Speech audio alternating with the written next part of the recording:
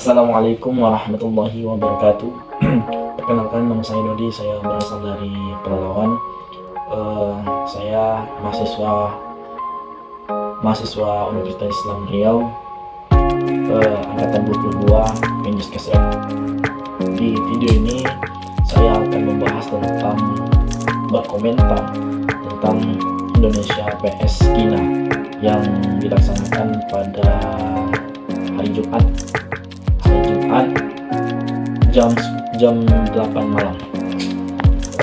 Di sini saya akan membahas yang pertama, siapa pemain yang menonjol pada saat pertandingan tersebut. Yang kedua, taktik yang Indonesia mainkan pada saat Indonesia lawan China.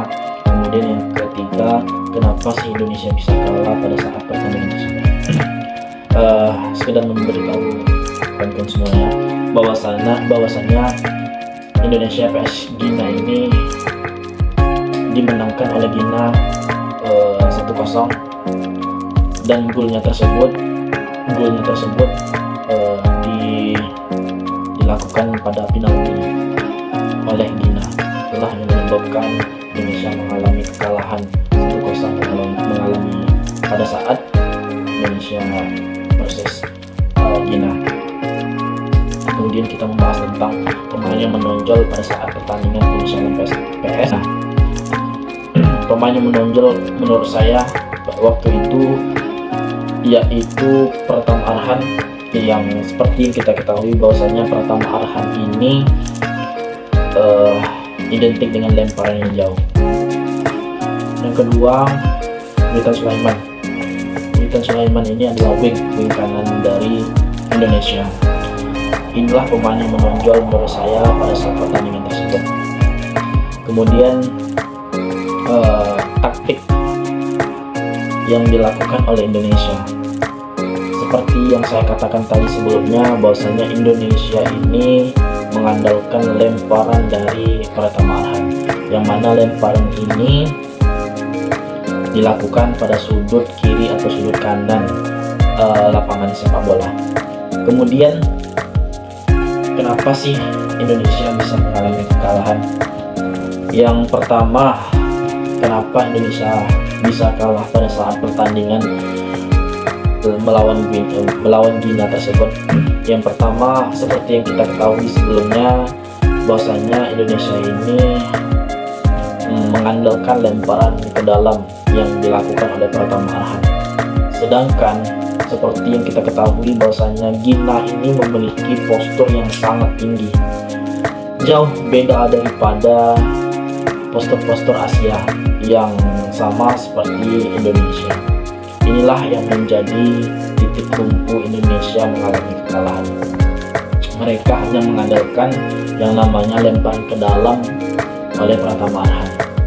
Yang kedua yang menurut saya yaitu terlalu berani passing bawah. Inilah yang menjadi kekalahan. Banyak passing bawah yang terjadi dan direbut oleh pemain China tersebut, sehingga mereka bisa langsung menyerang gawang daripada Indonesia yang dijaga oleh Hernando. Inilah kelemahan Indonesia, terus passing bawah, tetapi di situ aja passing bawahnya. Inilah yang menjadi kekalahan oleh Indonesia. Yang kedua, yang seperti yang kita ketahui, banyak pemain yang cedera dan skorsing, seperti bek Indonesia yaitu Rizky Ridho, kemudian Justin. Banyak pemain yang tidak dimainkan pada saat itu, apalagi bek tunggal atau bek tengahnya Indonesia, Rizky Ridho, pada saat itu tidak main karena beliau sebelumnya terkena kartu merah.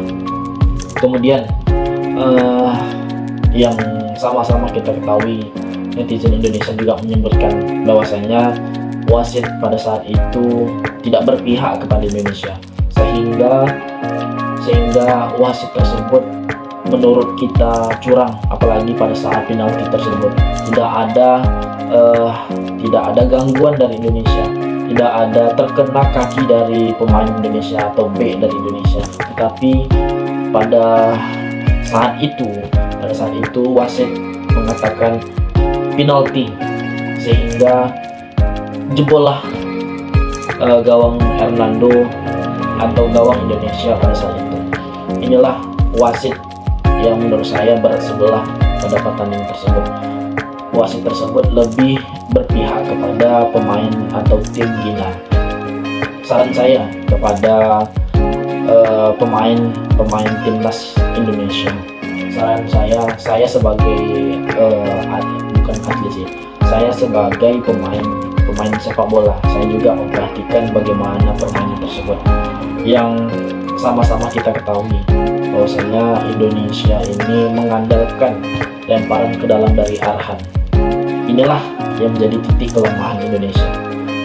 Ya, kalau Indonesia melawan Malaysia, posturnya sama-sama Asia, posturnya sama-sama tingginya sama. Tetapi kalau beradu dengan pemain Gina pada saat itu, apalagi pemain Gina ini posturnya tinggi dan besar dan fisiknya itu bagus, itu tidak menjadi kelebihan dari Indonesia dan itu menjadi kelemahan dari Indonesia. Sebaiknya pada saat itu, saran saya, bermainlah dengan tenang, bermainlah dengan baik, dengan passing dengan baik. Tidak ada keegoisan antar pemain. Contohnya pada saat Marcelino kemarin, Marcelino pada saat di sudut gawang, di sudut lapangan, dia seharusnya tidak bisa melakukan tendangan ke gawang tersebut. Di situ ada Sterwijk, kemudian ada Witan Sulaiman, tetapi apa? Dia lebih mementingkan shooting daripada dia mengumpan dari Sterwijk dan Witan Sulaiman ini. Inilah menjadi kendala Indonesia dalam permainan tersebut. Inilah saran saya, seharusnya Indonesia tidak mengandalkan lemparan ke dalam Arhan lagi. Bermainlah passing dengan bagus, dan Indonesia seharusnya memiliki tembok pada saat menyerang. Contohnya ada tembok yang di B, dialah menjadi titik tombak dalam permainan sepak bola, permainan melawan Gina tersebut. Kemudian inilah Indonesia ini seharusnya tidak egois dalam memainkan bola. Tidak, oke, main back pass, inilah menjadi fenomena Indonesia. Dari sebelumnya Indonesia itu bermain dengan long pass. Sekarang Indonesia lebih di zaman Sintayong lebih bermain back pass.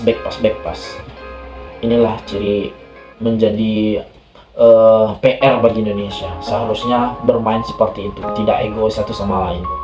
Itu sih menurut saya, komentar saya pada saat Indonesia lawan Gina. Tidak apa-apa Indonesia bisa kalah, tidak apa-apa Indonesia tidak lolos Olimpiade. Syukuri, tingkatkan lagi kualitas diri, tingkatkan lagi pemain-pemain timnas. Jangan ada egois antara pemain-pemain tersebut. Biarlah kita tidak bisa mencetak gol, tetapi bisa rekan satu tim kita mencetak gol dan akhirnya tim kita bisa memenangkan pertandingan tersebut. Mungkin itu saran dari saya. Saya akhiri, salam olahraga. Assalamualaikum warahmatullahi wabarakatuh.